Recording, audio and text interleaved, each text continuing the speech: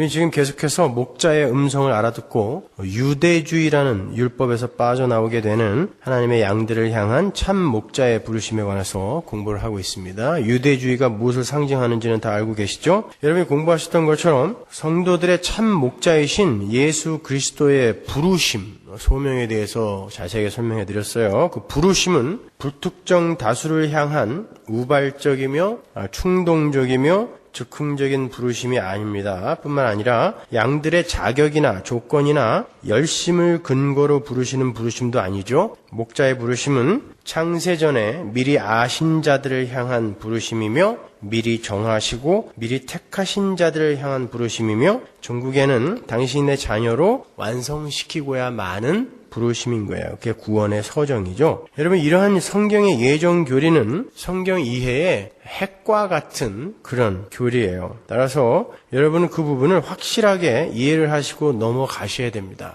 다 아시는 것 같은 표정을 짓고 있으면서 가끔 엉뚱한 질문들을 하시는 분들이 있어요. 그래서 제가 반복해서 강조해서 지금 설명을 해드리는 거예요. 이 부분을 여러분이 명확히 이해를 못하고 계시면 성경 전체의 일관성이 없어져요. 그렇기 때문에 여러분은 분명히 확실하게 이해를 하고 계셔야 돼요. 다시 한번 로마서 8장 28절 이하를 보도록 하겠습니다. 우리가 알거니와 하나님을 사랑하는 자, 곧 그 뜻대로 부르심을 입은 자들에게는 모든 것이 합력하여 선을 이루느니라. 하나님이 미리 아신 자들로 또한 그 아들의 형상을 본받게 하기 위하여 미리 정하셨으니 이는 그로 많은 형제 중에서 맏아들이 되게 하려 하심이니라. 또 미리 정하신 그들을 또한 부르시고 부르신 그들을 또한 의롭다 하시고 의롭다 하신 그들을 또한 영화롭게 하셨느니라. 여기에 여러 가지 단계들이 나오죠. 우린 지난주까지 미리 아심과 미리 택하심, 그건 같은 거죠. 그리고 부르심에 관한 부분까지 공부를 했어요. 오늘은 그 나머지를 마저 제가 알려드리도록 하겠습니다. 미리 정하심, 또 의롭다 하심,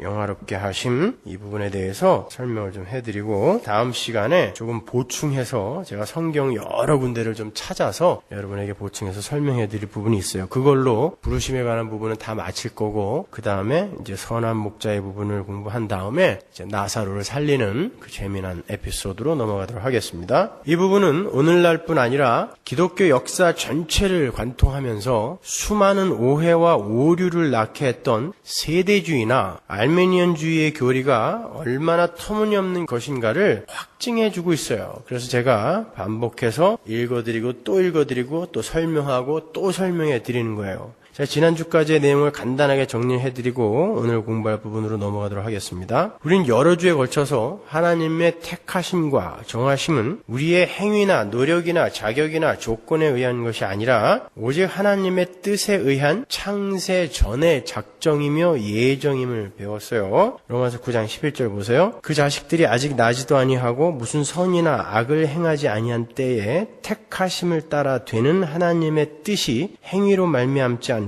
오직 부르시는 이에게로 말미암아 서게 하려 하사. 이제 이런 구절은 척 보면 이해가 확 되셔야 돼요. 이해가 되십니까? 디모데후서 1장 9절 보세요. 하나님이 우리를 구원하사 거룩하신 부르심으로 부르심은 우리의 행위대로 하심이 아니요 오직 자기 뜻과 영원한 때 전부터 창세 전부터 그리스도 예수 안에서 우리에게 주신 은혜대로 하심이라. 더 이상 설명할 필요 없죠? 고린도전서 2장 6절 그러나 우리가 온전한 자들 중에서 지혜를 말하노니 이는 이 세상의 지혜가 아니요 또 이 세상에 없어질 관원의 지혜도 아니요 오직 비밀한 가운데 있는 하나님의 지혜를 말하는 것이니 복음을 이야기하는 거예요. 지혜는 곧 감추었던 것인데 하나님이 우리의 영광을 위하사 만세 전에 미리 정하신 것이라. 복음의 내용은 이미 창세 전에 미리 정해져 있던 거란 말이에요. 유대인들을 먼저 구하려고 했는데 그들이 예수님을 죽여버리는 바람에 하나님이 우발적으로 이놈들 어떻게 내가 보낸 아들을 죽일 수가 있어? 그리고 우발적으로 그들의 시기심과 질투심을 유발시키기 위해서 이방인들을 구원하기 시작했다라는 그런 세대주의의 터무니없는 주장을 여러분들은 절대로 따라갈 수가 없겠죠. 그거 어떻게 저는 아직도 이해가 안 가는 게요. 어떻게 그런 얘기를 할 수가 있어요? 창세전에는 하나님의 계획 속에 이방인들의 구원에 관한 부분이 없었다고 하는 그런 세대주의나 인간들의 행위가 그들의 구원의 조건으로 작용한다고 하는 알메니언주의는 말이 안 되는 거예요. 성경은 예수 그리스도의 십자가가 이미 창세전에 섰다라고 기록하고 있어요. 십자가가 창세전에 섰다라고 기록할 뿐만이 아니라 예수님은 창세전에 죽었다라고까지 기록합니다. 창세전에 예수님이 죽었대요. 정말입니까? 예수님이 창세전에 죽으셨나요? 물론 예수님은 이 역사 속에서 가시적 관점으로 볼 때에 2000년 전에 죽으신 게 맞죠. 그렇죠? 역사 속에서 볼 때는. 그러나 영원 속에서의 구속사적 관점으로 볼 때 주님은 창세전에 이미 하나님의 계획과 작정 속에서 죽으신 거고 그 죽으심이 이 모든 역사에 적용이 되는 거예요. 계시록 13장 8절 보세요. 죽임을 당한 어린 양의 생명책에 창세 이후로 농명되지 못하고 이 땅에 사는 자들은 다 짐승에게 경배하리라. 여기서 창세 이후로라고 번역이 된 헬라어 아포카타볼레스코스무라는 단어는요. 쓰다라는 단어, 농명이라고 이렇게 되어 있죠. 쓰다라는 단어, 그라포, 죽임을 당한이라고 번역이 된 에스파그메누, 그 둘 다에 걸리는 거예요. 그러니까 이 구절을 좀 더 이해하기 쉽게 번역을 하면 창세 때부터, 그 창세 전에잖아요. 창세 전에 이미 죽임을 당하신 어린 양, 그 어린 양의 생명책에 창세 전부터 농명이 되지 못한 사람들은 다 짐승에게 경배하게 된다라는 거예요. 그러니까 유기된 자가 이미 창세 전에 결정이 돼 있었다라는 뜻이에요. 이런 불공평한 게 어딨어? 그게 인본주의자들의 항변이라고 그랬죠. 우리는 하나님이 어떻게 하시든 하나님이 옳습니다라고 그렇게 순종해야 되는 자들입니다. 이렇게 성경은 모든 성도들의 구원의 근거가 되시는 예수 그리스도의 죽으심이 이미 창세전에 계획되었고 실행되었으며 또 그 십자가의 공로에 걸리는 부르심을 입을 백성들 또한 창세전에 이미 예정되었다라는 것을 밝히고 있는 거예요. 그래서 에베소서 1장에서 사도 바울은 군더더기를 싹 빼버리고 창세전에 있었던 하나님의 택하심, 정하심, 즉 예정을 이렇게 명확하게 밝히죠. 에베소서 1장 4절. 곧 창세 전에 그리스도 안에서 우리를 택하사 우리로 사랑 안에서 그 앞에 거룩하고 흠이 없게 하시려고 그 기쁘신 뜻대로 우리를 예정하사 예수 그리스도로 말미암아 자기의 아들들이 되게 하셨다. 언제? 창세 전에요. 이렇게 하나님은 계획하시는 하나님이며 그 계획을 신실하게 이루시는 전지전능한 분이신 거예요. 하나님은 세대주의자들이나 알메니언주의자들의 주장처럼 우연으로 일을 하시는 분도 아니고 임시적이며 방편적이며 즉흥적으로 일을 하시는 분이 아닌 거예요. 갈라디아 4장 4절 보세요. 때가 참에, 이 한 단어 가지고도 충분한 거예요. 때가 참에. 무슨 때? 하나님의 정하신 때가 다다라서 이런 뜻이에요. 그러니까 그 때가 이미 정해져 있었다는 것입니다. 때가 참에 하나님이 그 아들을 보내사 여자에게 나게 하시고 율법 아래 나게 하신 것은 하나님은 창세전에 아들을 세상에 보내실 때도 미리 정해 놓으셨고 그분의 죽으심과 살아나심과 다시 오심까지도 다 정해 놓으신 거예요. 그게 때예요. 그리고 그 때를 여러 선지자들에게 미리 알리시고 예언하게 하셨어요. 표준세 번역으로 제가 베드로전서 1장 7절부터 12절까지 읽어드릴게요. 여러분은 그리스도를 본 일이 없으면서도 사랑하며 지금 그를 볼 수 없으면서도 믿으며 말로 다 표현할 수 없는 영광과 즐거움을 바라보면서 기뻐하고 있습니다. 이것은 여러분이 믿음의 결과인 영혼의 구원을 받았기 때문입니다. 예언자들이 이 구원을 추구하고 연구하였으며 그들은 여러분이 받을 은혜를 예언하였습니다. 이게 선지자들을 이야기하는 거예요. 선지자들이 이 구원을 연구했대요. 그리고 예언을 했어요. 그들은 누구에게 그리고 어느 때에 이런 일이 일어날 것인지를 연구하였습니다. 선지자들이 그들 속에 계신 그리스도의 영이 그들에게 그리스도의 고난과 그 뒤에 올 영광을 미리 알려주었습니다. 누구에게? 구약시대 선지자들에게요. 예수를 알려줬다는 거예요. 예수의 고난과 죽으심을. 12절 예언자들은 선지자들은 그들이 하고 있는 일들이 자기들을 위한 것이 아니라 여러분을 위한 것임을 깨닫게 되었습니다. 자기들에게 하나님이 알려주신 그 지혜가 우리를 위한 게 아니라 하나님의 교회를 위한 거구나를 선지자들이 구약시대 때 알았다는 거예요. 그러니까 구약시대는 하나님이 이스라엘만을 유대인들만을 율법으로 그들을 구원해 내려고 했는데 그들이 율법을 지켜주지 않고 예수님을 죽였기 때문에 부득이하게 은혜의 시대를 열어서 이방인들을 구원하기 시작했다는 그런 세대주의의 망발은 그야말로 망발인 거죠. 구약시대 때 선지자들에게 이미 교회의 구원과 예수의 죽음이 하나님에 의해 고지가 됐다라는 뜻인 것입니다. 이게요. 이 일들은 이제 하늘로부터 보내심을 받은 성령을 힘입어 여러분에게 복음을 전한 사람들이 여러분에게 선포하였습니다. 이 일들은 천사들도 보고 싶어 합니다. 우리가 다니엘서 9장에 72일의 부분을 공부하면서 확인했던 것처럼 하나님은 72일에로 이 우주의 종말의 때까지도 정해놓으셨어요. 그렇죠? 그래서 지금 반일에 남은 거죠. 예수님의 부활 승천부터 재림 때까지의 기간을 반일에라 그러잖아요. 그만큼 그렇게 때를 다 정해놓으셨단 말이에요, 하나님은. 근데 이제 그런 것들을 세대주의자들은 엉뚱하게 이 역사와 사건과 사람들을 끌어들여서 그걸 아주 흥미있게 각색을 하는데 그걸 사람들이 참 좋아해요. 왜냐면은 자기들이 경험했고 또 자기들이 그렇게 미루어 추측했던 것들을 성경에 이렇게 꿰어 맞춰서 이게 이거다라고 이렇게 알려주니까 굉장히 흥미있어 하거든요. 그래서 세대주의가 아직도 이렇게 판을 치고 있는 거죠. 미국의 많은 신학교들이 아직도 그 세대주의를 벗어나지 못하고 있어요. 무디 신학교나 달라스 신학교 같은 데는 아직도 디스펜세이셔널리즘이 성경의 핵심 진리다라는 것에 사인하지 않으면 졸업장을 안 줘요. LA에 정말 성경을 너무 열심히 공부하시는 분들이 참 많아요. 그런 분들이 저에게 자주 이제 연락도 하시고 질문도 하시고 하시거든요. 제가 정말 깜짝깜짝 놀라요. 지난번에 제가 한번 같이 방송을 했던 어떤 변호사, 그분은 정말 성경을 얼마나 열심히 연구했는지, 야, 정말 이런 사람이, 평신도 중에 이런 사람이 있다라는 건 제가 기적이다라고 생각했을 정도예요. 근데 그 세대주의를 버리지를 못해갖고요. 그 해박한 지식들을 하나로 꿰지를 못해요.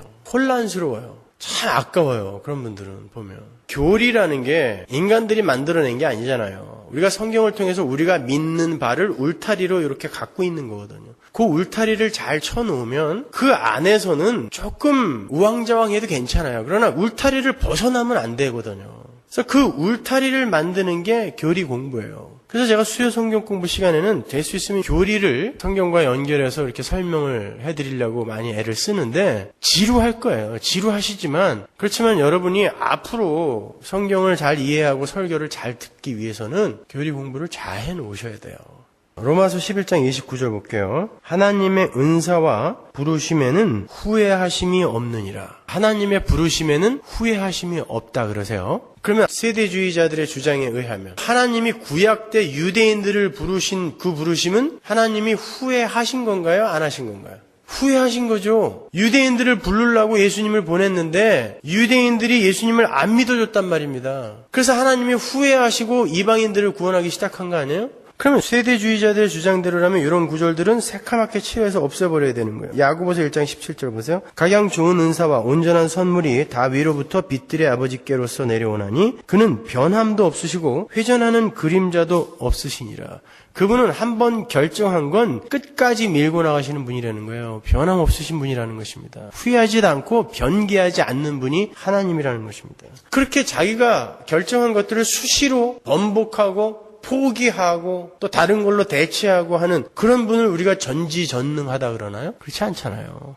근데 세대주의자들의 주장에 의하면 하나님은 후회도 잘하시고 당신의 계획에도 조변 섞게 하시는 분으로 그렇게 매도하고 있는 거예요. 하나님의 부르심에는 후회와 변함이 있을 수 없죠.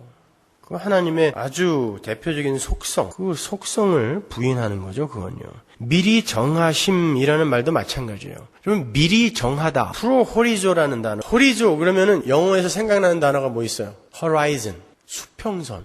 그 호리조, 정하다라는 단어는 수평선이라는 단어의 그 어근이에요. 거기서 수평선이라는 단어가 나온 거예요. 수평선은 뭐죠? 내 눈에 보이는 곳과 보이지 않는 곳을 가르는 게 수평선이죠. 그렇죠? 그러니까 하나님이 하나님의 백성을 자기의 품에 이렇게 보이게 울타리 안에 넣는 거를 정하다라고 하는 거예요. 안 보이는 것들은 유기되는 거예요. 그게 미리 정하다예요. 그렇게 미리 정하심은 하나님의 작정과 예정 속에 들어있는 이들을 구별해서 한 울타리 속에 넣는 작업을 이야기하는 거예요. 그것도 역시 영적인 영역의 일이에요. 오늘 본문의 말로 바꾸어 표현하자면 울타리 밖으로 양들을 끌어내서 우리 안의 양들과 목자의 양들을 분리하여 구별하는 걸 말하는 거예요. 그게 미리 정하다예요. 프로호리조. 그것이 창세전의 영원 속에서 이미 하나님의 계획 속에서 일어났다라는 것입니다. 그게 미리 정하심이에요. 하나님은 미리 아신 당신의 백성들을 그렇게 구별하시고 그 주위에 수평선으로 이렇게 둘러 놓으신 거예요. 얘네들은 내 거야. 그게 미리 정하심이에요. 그걸 언제 하셨다고요? 창세 전에 하셨다는 거예요.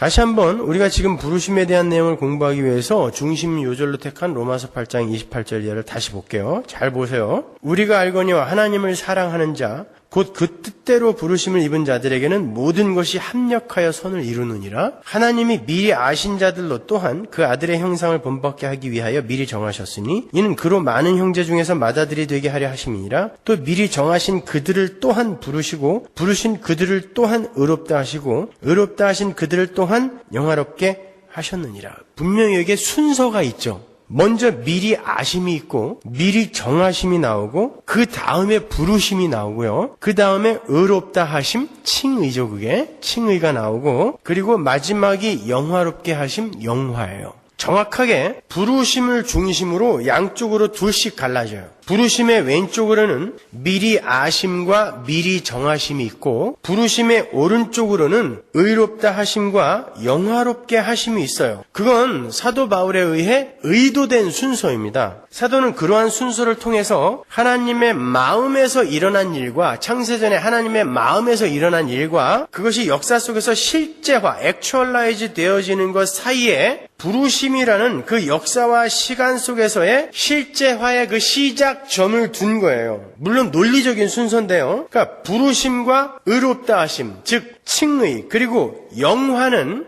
이 역사 속에서 창세전에 일어났던 미리 아심과 미리 정하심이 실제화되어 나타나는 거라는 걸 그 순서로 보여주는 거예요. 다시 한번요. 미리 아심, 그건 언약이라고 그랬어요. 하나님의 언약. 그 다음에 미리 정하심은 하나님께서 창세전에 하나님의 우리 속에 하나님 눈에 보이는 하나님의 백성들을 구별하여 놓으시는 게 미리 정하심이잖아요. 그것이 하나님의 마음속에 계획 속에 작정 속에 일어났던 그것이 요 부르심을 시작점으로 해서 이 역사와 시간 속에서 실제화되어 나타나는 거예요. 그러니까 의롭다 하심, 영화롭게 하심은 이 시간 속에서 우리에게 일어날 일인 거예요. 그래서 그것을 부르심이라는 시간과 역사 속에서의 그 구원의 시작점, 그것을 가운데다 놓고 창세전에 일어났던 것, 역사 속에서 일어난 일, 이렇게 순서를 정해 놓으신 것입니다. 사도행전 13장 46절 보세요. 바울과 바나바가 담대히 말하여 가로되 하나님의 말씀을 마땅히 먼저 너희에게 전할 것이로되 너희가 버리고 영생 얻음에 합당치 않은 자로 자처하기로 우리가 이방인에게로 향하노라. 주께서 이같이 우리를 명하시되 내가 너를 이방의 빛을 삼아 너로 땅 끝까지 구원하게 하리라 하셨느니라 하니 이방인들이 듣고 기뻐하여 하나님의 말씀을 찬송하며 영생을 주시기로 작정된 자는 다 믿더라. 보세요. 바울과 바나바가 비시디아 안디옥에서 복음을 전하는데 대다수의 유대인들이 그들을 핍박했어요.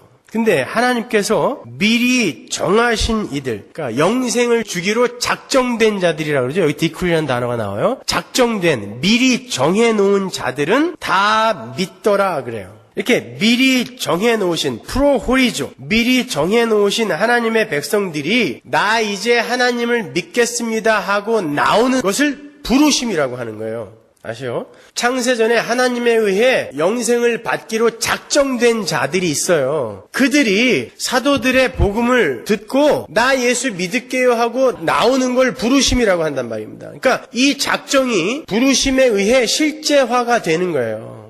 갈라디아서 1장 15절 보세요. 그러나 내 어머니의 태로부터 나를 택정하시고 은혜로 나를 부르신 이가 그 아들을 이방에 전하기 위하여 그를 내 속에 나타내시기를 기뻐하실 때. 우리가 알다시피 사도 바울은 다메섹 도상에서 주님의 부르심을 입은 자죠. 그 전에는 그리스도인들을 오히려 때려 죽이러 다니던 사람이었잖아요. 그러니까 그 전에는 전혀 그리스도인이 아니었단 말입니다. 그런데 그가 언제 택해졌다고 얘기해요. 자기가 언제 택해졌다 그래요. 어머니의 태로부터 자기는 이미 택해졌다는 거예요. 그런데 그 택하심이 다메섹 도상에서 부르심으로 나에게 실제화되어 나타난 거란 말입니다.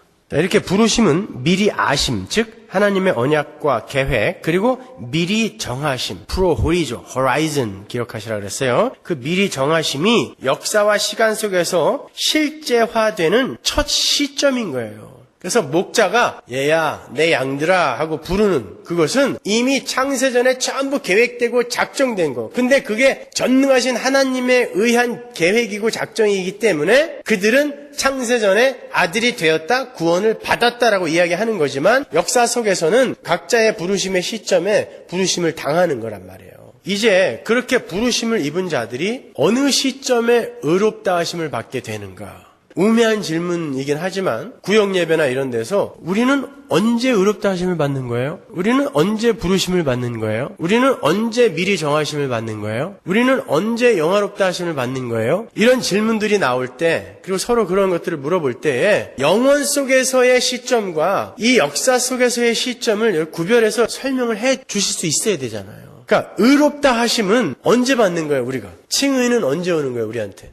로마서 5장 1절로 가볼게요. 그러므로 우리가 믿음으로 의롭다 하심을 얻었은즉 우리 주 예수 그리스도를 말미암아 하나님으로 더불어 화평을 누리자. 믿음으로 의롭다 하심은 와요. 성경을 읽어보시면 의인은 항상 믿음과 동반하게 되어 있어요. 갈라디아서 2장 16절 보세요. 사람이 의롭게 되는 것은 율법의 행위에서 난 것이 아니요 오직 예수 그리스도를 믿음으로 말미암는 줄 아는 거로 우리도 그리스도 예수를 믿나니 이는 우리가 율법의 행위에서 아니고 그리스도를 믿음으로써 의롭다함을 얻으려 함이라. 율법의 행위로서는 의롭다함을 얻을 육체가 없느니라. 로마서 3장 21절 보세요. 이제는 율법 외에 하나님의 한 의가 나타났으니 율법과 선지자들에게 증거를 받은 것이라. 곧 예수 그리스도를 믿음으로 말미암아 모든 믿는 자에게 미치는 하나님의 의인이 차별이 없느니라. 그렇죠. 의가 항상 믿음을 수반하고 있죠. 보시다시피 의롭다 함은 항상 믿음과 관련을 맺고 있는 거예요. 그러니까 의롭다 하심은 언제 우리에게 와요? 이 시간 속에서 우리가 부르심을 받아 믿을 때 그때 칭의가 우리에게 오는 거예요. 우리가 하나님의 부르심을 받아서 하나님이 나를 부르신 거구나 지금. 내가 이 복음이 이해가 가네. 맞아. 우리는 이런 방법으로밖에 구원을 얻을 수 없어. 그거를 믿게 되는 그 순간 우리는 의롭다 하심을 얻는 거예요. 그때. 그리고 그렇게 의롭다 하심을 받는 그 순간부터 바로 그 시점부터 영화까지 그 전체를 성화라고 하는 거예요. 여러분이 의롭다 하심을 받은 그 부르심을 받은 믿음을 발휘하는 그 순간부터 여러분이 영화롭게 될 때까지의 그 전체의 시간을 성화의 기간이라고 하는 것입니다. 성화는 여러분이 부르심을 받는 그 순간부터 시작되는 거예요. 행복 끝, 고생 시작이에요. 그때부터. 성화가 뭔지 아세요? 여러분 많은 분들이 성화를 도덕적으로 윤리적으로 우리가 성숙되어지는 과정 혹은 그렇게 성숙되어져 가는 모습 이런 것들을 성화라고 이해를 해요. 여러분 성화는 그런 거 아니에요. 성화라는 건 여러분이 얼마나 도덕적으로 윤리적으로 사람들에게 인정받는 삶을 사는가로 한가름 되는 게 아니에요. 아주 깊은 성화의 단계에 들어간 사람이 도덕적으로 윤리적으로 굉장히 엉터리로 보일 수 있어요. 성화가 아직 시작도 안 된 사람이 간디처럼 아주 훌륭한 도덕적으로 윤리적으로 훌륭한 삶을 살 수 있습니다. 물론 성화가 도덕적으로 윤리적으로 올바른 삶을 격발시키기는 하지만 모든 사람에게 성화가 이만큼 깊어지면 그 사람에게서는 이만큼의 도덕적인 윤리적인 수준의 삶이 나와야 된다는 공식은 없어요. 어떤 사람이 굉장히 정직하고 성실하고 거짓 없이 훌륭하게 남을 섬기며 사랑하며 살고 있어요. 그런데 나는 날 때부터 성품이 이렇게 온유해. 그리고 나는 다른 가문의 사람들하고 달라. 우리 가문은 뭔가 달라. 그래서 우리 가문은 모든 이들이 다 유순하고 굉장히 다 상식적이야. 그래서 나는 하나님의 도움이 없이도 예수를 안 믿었던 그때도 이 정도의 삶은 살았어. 그리고 예수를 믿게 되니까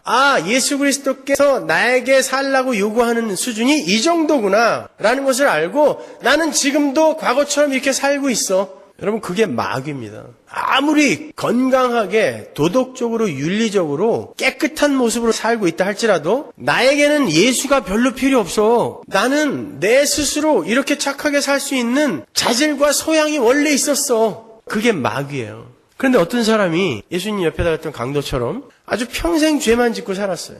사람들로부터 저놈이 천국 가면 나는 그냥 지옥에서 살래. 이런 평가를 받는 인간이 있었어요.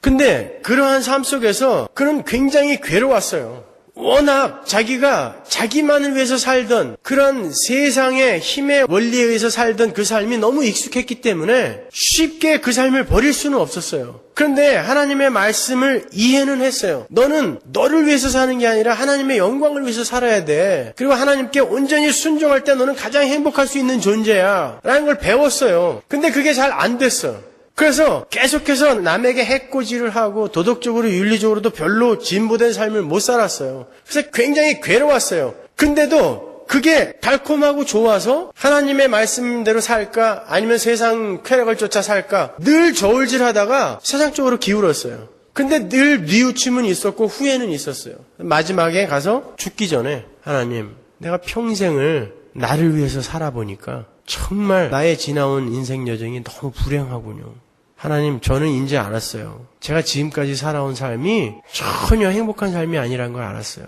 저는 이제 하나님께 누가 뭐래도 하나님께 순종하는 삶을 살래요. 이 사람이 성화의 과정에 들어있는 사람이에요. 성화는 내가 도덕적으로 윤리적으로 진보된 삶을 살아내는 그 모습을 이야기하는 게 아니라 내가 옛사람을 세상의 힘의 원리로 살던 옛 자아를 얼마만큼 죽여가는가가 성화의 척도인 거예요. 내가 얼마나 죽었는가지 내가 얼마나 훌륭한 삶을 살고 있는가가 아니라니까요. 여러분 잘 구별하셔야 돼요. 그러니까 여러분은 부르심을 받고 여러분이 이제 의롭다 칭함을 받는 그 순간부터 성화의 삶을 살게 되는데 그때부터 하나님이 여러분의 옛자를 죽여가기 시작하는 거예요. 영화의 때까지. 그래서 영화는 뭔지 아세요? 이제는 예수님의 뜻, 하나님의 뜻이 나의 뜻이 되는 거예요. 완전히 연합이 되어버리는 거예요. 그건 무슨 말이에요? 내가 예수님이 하라는 걸 전부 하게 되는 온전한 순종을 하게 되는 자로 내가 확 부인이 되어버린, 완전히 다 부인이 되어버린 그 상태를 영화라고 하는 거예요. 그러니까 성화는 그 지점을 향해서 가는 거예요. 그래서 그 지점으로 가는 길에 여러분들이 악당의 모습을 보일 수 있다니까요. 뭐 저런 악당이 다 있어. 근데 하나님은 그 속에서 여러분을 만져가신다고요. 너는 그게 얼마나 불행한 삶인 줄 알아? 그게 얼마나 고통인 줄 알아? 가르치신단 말입니다. 그걸 성화라고 해요. 잘 이해를 하셔야 되는데.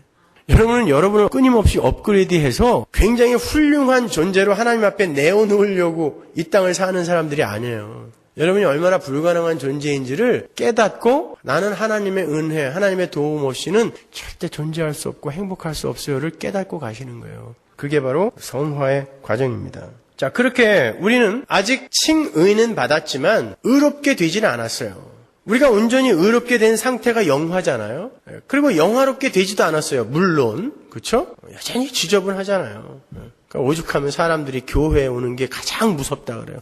직장 가는 거, 학교 가는 거 행복해 죽겠는데 교회만 가려고 그러면 가슴이 철렁 내려앉는데. 예수 믿는 사람들이 오히려 더 무섭다는 거죠. 자, 우리는 여전히 이 모양이에요. 에? 이 모양인데, 근데 오늘 우리가 지금 읽은 로마서 8장 28절 이하에는 의롭게 되었고 영화롭게 되었다라는 게 과거 시제예요. 부정과거, 에오리스트. 과거의 어느 시점에 이미 일어난 일이 지금까지 우리에게 영향을 미치고 있는 걸 부정과거 시제라고 하거든요. 근데 우리가 의롭게 되었고 영화롭게 되었다라고 이야기를 하고 있어요. 여러 번 설명해 드렸지만 그건 예변적 과거라 그랬죠? 예변적 과거가 뭐예요? 미래에 반드시 일어날 일. 이건 경천동지할 일이 있어도 반드시 일어날 일. 그걸 미래에 이거는 분명히 일어날 거야 라고 이야기를 하지 않고 히브리 사람들의 문학 기법은 과거 시제를 써서 우린 이미 그렇게 되었어 라고 쓴다 그랬죠. 그래서 우리는 의롭게 되었고 영화롭게 되었다라고 이야기를 하는 거예요. 그것은 분명히 일어날 거야. 우리는 분명히 의롭게 될 거고 분명히 영화롭게 될 거야.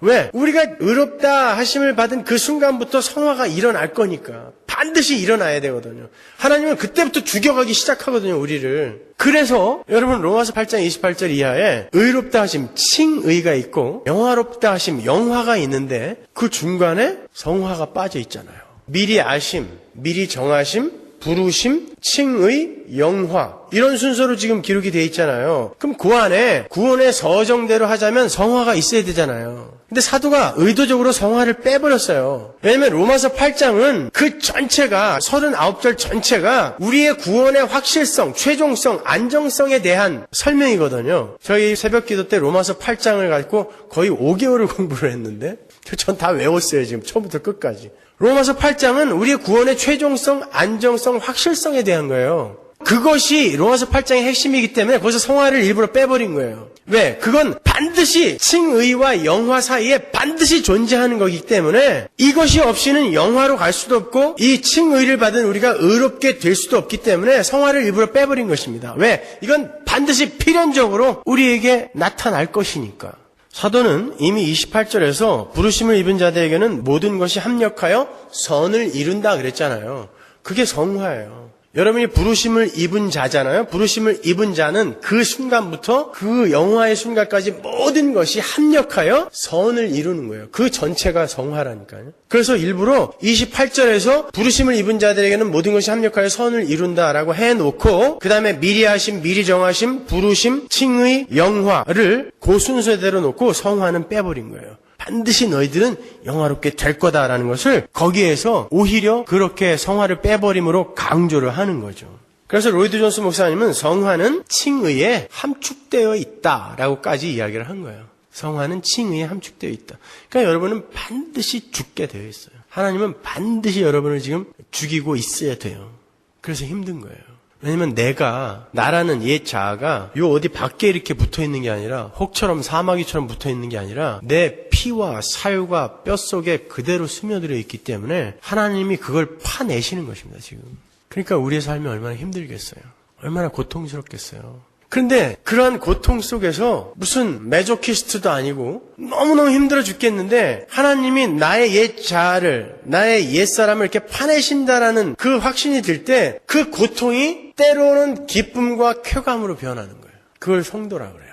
저는 요즘 우리 성도들 신방을 자주 가는데 신방을 가서 그분들의 간증을 들으면 요즘은 이렇게 가슴이 울컥울컥해지고 너무 존경스러워요. 어떤 분 앞에서는 진짜 밥 먹다가 그 앞에서 이렇게 무릎 꿇고 신들매라도 이렇게 내드리고 싶어요. 참 힘들지 않은 분들 없더군요. 얼마 전에 우리 교회 오신 지 얼마 안 된 장로님 부부를 신방을 갔어요. 가갖고 이제 그분들의 얘기를 쭉 들었죠. 하여튼 얘기하시는 내내 그 장로님이 눈물을 흘리시는데 거의 2시간, 3시간 같이 앉아서 얘기하는데 그렇게 우세요. 나면서부터 예수 믿었고 지금 장로님이 되셨는데 지금까지 펜테코스탈 오순절 계통 교회에서 잔뼈가 굵으신 분이에요. 근데 어느 날 깊은 고난의 시간을 통과하면서 저희 교회 설교를 어떻게 듣게 됐는데 내가 지금까지 믿어온 게 이게 맞는가? 라는 생각이 문득 들더래요. 내가 지금까지 믿어온 바에 의하면 나는 지금 저주받은 건데 근데 내가 믿어온 게 진짜라면 그럼 나는 여태까지 뭐 한 건가?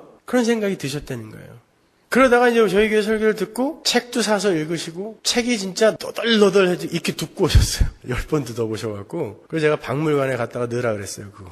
하여튼 빨간색, 파란색, 노란색 넘겨보면 또 빨간색, 노란색, 파란색 그러니까 볼 때마다 다른 색으로 칠하셔가지고 그리고 하여튼 지금까지 설교 다 들으시고 그러시면서 3시간 엉엉 우시면서 지금도 하나님이 나에게 이 고난을 걷어가시지 않으셨지만 지금은 그게 너무 감사하다는 거예요. 너무 감사하다는 거예요. 아니 지금 여전히 암을 갖고 있는 집사님이 껄껄 웃으면서 목사님 많이 배우고 있어요. 걱정하지 마세요. 그러면 그 앞에서 정말 제가 신들매를 묻기도 참 힘든 그런 작은 존재로 느껴져요. 그런 신앙인들이 있어요. 우리 교회에도 그렇게 묵묵히 열심히 그렇게 믿는 분들이 있더라고요. 여러분 성도는 그런 삶을 사는 거예요. 요즘은 이렇게 계산이 안 되는지 모르겠어요. 이게 다 해야 되는데 그래야지 언제까지 부르심을 갖고 할 수 없는데 제가 조금만 그냥 간단하게 딱 반 했지만 간단하게 제가 해드릴게요. 어차피 제가 이게 다 정리를 해갖고 여러분들에게 다 드릴 거예요. 그러니까 나중에 또 저랑 공부하면서 읽으실 거 아니에요 또. 요즘 우리 구역장님들처럼. 그러니까 원고로는 제가 여러분이 이해하기 쉽게 다 적어놨어요.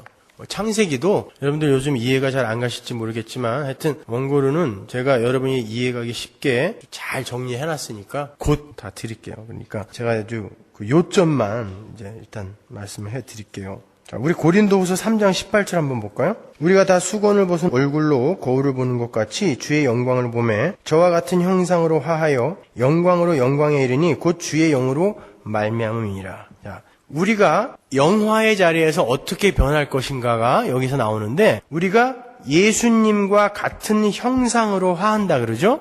여기서 형상이라고 번역이 된 에이콘이라는 단어는요. 단순한 겉모양만을 지칭하는 게 아니라 내적인 일치를 나타낼 때 쓰이는 단어거든요. 그래서 그 단어는 사실 예수님, 하나님의 형상이신 예수님에게 주로 쓰이는 단어예요. 고린도서 4장 4절에 보면 그중에 이 세상 신이 믿지 아니하는 자들의 마음을 혼미케 하여 그리스도의 영광의 복음의 광채가 비치지 못하게 하미니 그리스도는 하나님의 형상이니라. 거기에서 에이콘이라는 단어가 쓰이고 골로새서 1장 15절에도 보이지 아니하시는 하나님의 형상이요. 여기서도 에이콘이라는 단어가 쓰였죠. 그러니까 예수님이 하나님의 형상이다라는 건 뭐예요? 그 본질, 내적인 진수와 그 본질이 같다라는 뜻이거든요. 형상이라는 건. 그러면 예수님이 하나님의 형상이다라는 건 하나님과 예수님의 내적인 진수와 본질이 같다라는 뜻이에요. 그 말은 무슨 말이에요? 예수님이 하나님이다라는 뜻이에요. 그것처럼 우리가 예수님과 내적인 진수와 본질이 같아지게 된다는 거예요. 그 말은 우리가 신이 된다라는 말은 아니라 그랬어요. 신이 된다는 말은 아니지만, 그래서 예수님이 이 땅에서 너희 아버지, 내 아버지, 너희 하나님, 나의 하나님이라고 이야기했지 우리 하나님이라고 얘기한 적이 없어요. 왜냐면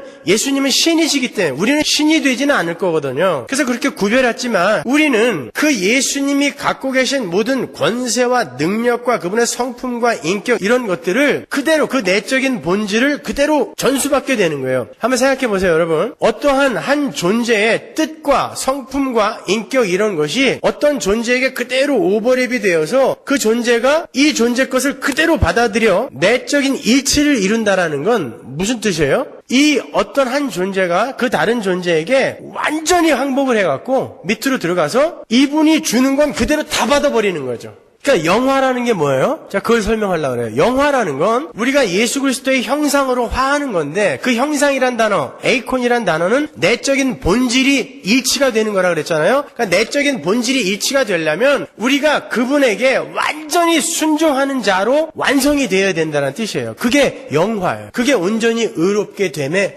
의미인 것입니다. 그러니까 여러분은 이 땅에서 그렇게 지어져 가시면 되는 거예요.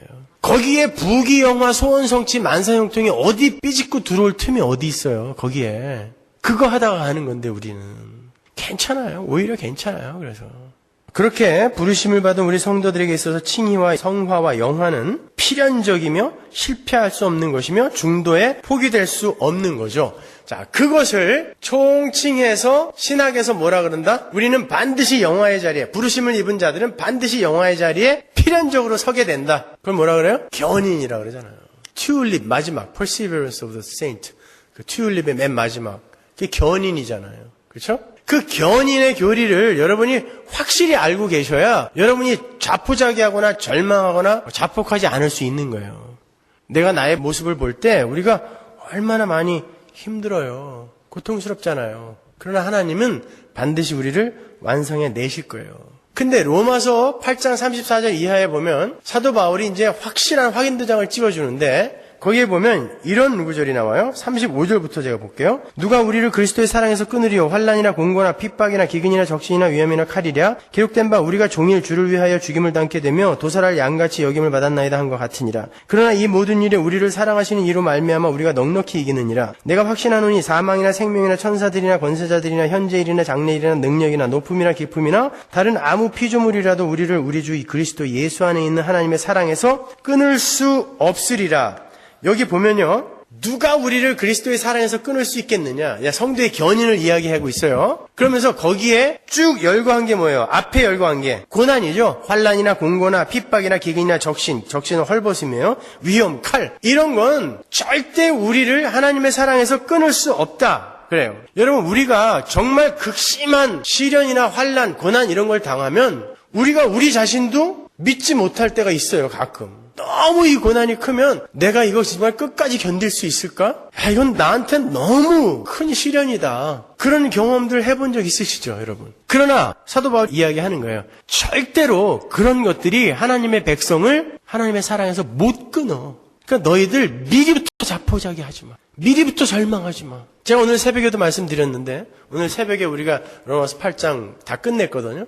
공산당들이 와서 너 예수 믿으면 네 손톱 발톱 다 뽑아버릴 거야. 그리고 아주 이빨도 그냥 벤치로 하나하나 다 뽑아버리고 머리 껍데기도 벗겨버릴 거야. 여러분 저는 그건 참을 수 있어요. 그거는 한번 당해봤거든요. 제가. 그거는 이 악물면 참을 수 있어요. 그런데 내가 예수 믿는다고 해서 내 자식을 내 앞에서 토막 자르면서 그 자식의 비명소리를 듣게 한다든지 아니면 실제로 있었잖아요. 자기 자식 9명을 자기 눈앞에서 기름에 하나하나 튀겨 죽이면서 그래도 예수 믿을래? 둘째 또 넣어. 엄마 그러고 죽는데 예수를 부인 못해요. 셋째 또 집어넣어. 자식들이 하나하나 자기 앞에서 기름에 튀겨져서 죽어요. 여러분 그런 시련 올 때 여러분 이길 수 있을 것 같아요? 지금 같으면 전 못 이길 것 같아요. 차라리 내 손발을 자르면 얼마든지 악소리 안 하고 참을 수 있어요, 저는요. 제 옛날에 학생운동 하다가 안기부에 붙들려가지고 두들겨 맞았는데 아무데나 바늘로 찌르면 다 멍이었어요. 요즘 멍안되게 때리죠. 그때는 멍들게 때리고도 아무 말도 못했거든요. 악소리 비명 한마디 안 질렀어요. 사람은 마음 독하게 먹으면 그런 건 참을 수 있어요. 그건 시련도 아니에요. 그런데 내 자식을 내 앞에서 그렇게 하나하나 튀겨 죽인다든지 내 자식의 고통을 내 눈으로 보게 만드는 건 저는 못 참을 것 같아요, 지금은. 근데 기독교의 역사서를 보면은 우리 신앙의 선배들이 그걸 참더라니까요. 끝까지 부인을 안 해요. 그리고 죽어가는 자식들한테 아가야 조금만 참아. 엄마도 곧 갈 건데 네가 그 고통 잠시 겪고 나면 너는 하나님 앞에서 눈을 뜨게 될 거야. 잠깐만 참아 라고 하더라는 거예요. 그게 누구에 의해서요? 하나님이 그렇게 만드신다라고 이야기하는 거예요. 그래서 여기 보면은 37절에 보면 이 모든 일에 우리를 사랑하시는 이로 말미암아 우리가 넉넉히 이기느니라 그러는 거예요. 예, 제가 저를 생각할 때 저는 못 이겨요. 그런데 우리를 사랑하시는 이가 우리를 꼭 붙들고 계시기 때문에 너희들은 이길 수 있어라고 얘기하는 거예요. 그런 게 절대 너희들을 하나님으로부터 떨어져 나가게 못 만들어 이야기하는 거예요. 근데 히브리서나 베드로서에 보면 믿는 것 같다가 배교한 자들에 대한 이야기가 나오죠. 그걸 제가 다음 시간에 설명해 드리려고 그래요. 그 구절들을 제가 성경에서 다 찾아다가 여러분이 이거는 견인과 모순되는 구절들 아니에요? 라는 걸 다 찾아다가 제가 여러분에게 설명해 드릴 거거든요. 자, 그거는 잊어버리세요, 일단. 여러분은 하나님에 의해 하나님의 도움으로 말미암아 그 어떤 것으로도 하나님으로부터 떨어져 나갈 수가 없어요. 근데 여기 재밌는 게 뭐냐면은 여기에 사망이나 생명이나 천사들이나 권세자들이나 현재일이나 장래일이나 능력이나 높음이나 깊음 이런 것들이 나와요. 이런 것들이 너희들을 그리스도의 사랑에서 끊어낼 수 없다라고 설명을 하는데 사망은 이해가 가죠. 그죠? 고린도전서 15장에 사망아 너희 쏘는 것이 어디 있냐. 예수님이 사망을 이기셨으니까. 그러니까 사망이 절대 우리를 그리스도의 사랑에서 끊어내지 못하죠. 근데 생명은 뭐예요? 생명. 생명이 너희들을 그리스도의 사랑에서 하나님의 사랑에서 끊어낼 수 없다. 이 말은 무슨 말이에요? 로마서 수십 번씩 읽었을 거 아닙니까, 여러분? 어떻게 이해하셨어요, 이런 구절들을? 생명이 우리를 하나님의 사랑에서 끊어낼 수 없다. 여러분, 사도 바울이 시편 44편을 아주 여러 번 인용하면서 내가 정말 도살할 양처럼 매일매일 죽임을 당하는 자처럼 그냥 사람들의 구경거리가 되었다. 이런 말들 많이 하죠. 하나님이 마치 나를 죽이려고 심판하시는 것 같아. 이런 표현까지 한다고요? 이 사도 바울을 지금 힘들게 하고 있는 게 뭐예요? 생명에 대한 애착이죠. 생명에 대한 애착. 그래서 사망과 생명이 같이 나오는 거예요. 생명에 대한 애착. 다시 말하면 사망이에요, 그게. 그런 것도 절대 너희들을 하나님의 사랑에서 끊어낼 수 없다라는 거예요. 그러니까 죽음을 감수해요. 성도들은. 모르겠어요. 진짜 예수 잘 믿는 사람들은요. 죽을 때 굉장히 희열을 느끼면서 죽었을 것 같아요. 그 실제로 그런 기록들도 많이 있고. 물론 죽음은 무서운 거죠. 그렇지만 자기의 인생을 통해서 경험한 하나님 나라와 하나님에 대한 그런 지식 이런 것들이 굉장히 이렇게 기대감에 부푼 모습으로 그들을 죽게 했을 것 같아요. 여기 궁금하지 않으세요, 여러분? 저는 오늘 밤에라도 한번 가보고 싶어요, 빨리. 너무 궁금해 죽겠어요. 그 천국이 어떤 곳인지 그리고 어떻게 우리는 그곳에서 살게 될 건지 너무 궁금해요. 가보고 싶어요. 그런 기대 속에서 이 세상을 떠나게 될 거라고요. 성도들은. 그러니까 사망이나 생명 그런 것들이 생명에 대한 애착이 그들을 하나님의 사랑에서 끊어내지 못해요. 천사들이나 권세자들 뭐예요? 악한 천사들 이야기하는 거죠. 그들은 하나님이 이미 결박시켰다 그러죠. 결박시켰어요. 예, 안 돼요. 높음이나 깊음 뭐예요? 예수님이 땅 아랫곳으로 내려갔다 그러죠. 땅 아랫곳은 어디예요? 하데스, 지옥을 이야기하는 거예요. 거기에서부터 지옥과 사망을 이기고 그분이 그렇게 하나님이심에도 불구하고 자기를 비우고 낮추심으로 말미암아 하나님이 그를 어떻게 했다 그래요? 가장 높은 곳에 앉히셨다 그러잖아요. 그러니까 높음이나 깊음도 우리를 그리스도의 사랑에서 못 끊는다라는 것이죠. 너무 쉽죠? 그러니까 너희들을 안심하라는 거예요. 예수님이 다 정복해버렸다라는 거예요. 그리고 그분이 너희의 현재일과 장래일까지도 주관하고 계시지 않느냐라고 얘기하는 거예요. 그래서 현재일과 장래일도 너희들을 하나님의 사랑에서 끊어내지 못한다라고 얘기하는 거예요. 현재일은 뭐예요? 현재 여러분이 겪고 있는 모든 것들, 여러분을 낙심시키고 절망시키는 모든 것들, 그런 것들이 여러분을 하나님의 사랑에서 절대 못 끊어내요. 가짜들이 거기서 떨어져 나가죠. 그게 씨 뿌리는 자의 비유잖아요. 하나님만 있으면 돼요. 다 떠나가도 괜찮아요. 뭐 어때요? 다 떠나가면 어때요? 하나님만 있으면 괜찮아요. 그게 우리의 고백이어야 돼요. 자, 여러분, 예수님이 지금 어디 계시죠? 제가 질문하면 항상 함정이 있을 것 같아서 대답을 못해요. 어디 있어요? 내 안에 계시지. 그리스도의 영이라고 그러잖아요, 성령을. 그리스도가 지금 성령의 모습으로 내 안에 계시잖아요.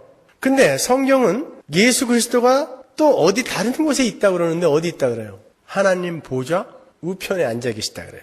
그 어디예요, 거기가? 하나님 보좌는 어디고 그 옆에 있는 예수님 보좌는 어디예요? 여러분, 하나님이 모양과 형체가 있습니까? 그분에게는 앉는다는 것 자체, 앉는다는 개념 자체가 적용이 안 되는 분이에요. 그래서 보좌는 제가 뭐라 그랬어요? 보좌, 하나님의 권세, 하나님의 파워를 이야기하는 거예요. 제가 창세기 설명해 드리면서 인클루지오 구조 설명해 드리면서 하나님께서 우리를 창조하신 창조의 목적이 뭐라 그랬어요? 사베스, 안식이라 그랬죠? 그 안식이라는 단어가 뭐라 그랬죠? 자리를 정하여 앉다라 그랬잖아요. 그러니까 하나님이 모든 것을 자기 권능으로 완성시키시고 이제는 다 보기에 너무 좋아. 더 이상 손댈 게 없어. 라고 그 자신의 전능함을 선포하고 안식하시는 것. 모든 피조물로부터 예배를 받는 그 모습을 사바스 안식이라고 하는 거예요. 그걸 앉는다라고 상징적으로 표현을 하는 것입니다. 그러면 예수님이 그 하나님 보좌에 같이 앉아 계시다는 건 뭐예요? 그분이 새 창조를 완성하시고 그분이 만물의 머리가 되어 예배를 받을 자의 자리에 앉으셨다. 만물의 왕이 되셨다라는 뜻인 거예요. 에베소서에서 우리 봤잖아요. 앉아있다라는 뜻이 아니라. 근데 그분은 또 우리 안에 계세요. 자, 이걸 두 개를 한번 합쳐보세요. 그럼 뭐예요? 하나님은 반드시 그 새 창조의 완성을 결과로 세워놓으시고 우리 안에서 바로 그 결과를 만들어내기 위해 지금도 열심히 일을 하고 계시는 거예요. 그렇기 때문에 우리의 구원은 확실할 수밖에 없는 거예요. 가짜들이 많이 앉아있어서 그렇지만 진짜들한테 하는 얘기예요. 진짜들은 절대로 그 구원에서 떨어져 나갈 수가 없어요. 그러니까 여러분 힘내세요. 그러니까 여러분 자신에 대해서 너무 그냥 조바심 내면서 절망하거나 그러지 마시고 힘을 내십시오. 자, 다음 시간에는 그러한 성도의 견인의 교리와 모순이 되는 듯한 그 성경의 구절들을 다 찾아서 제가 그 확실한 의미들을 제가 규명해 드리도록 하겠습니다.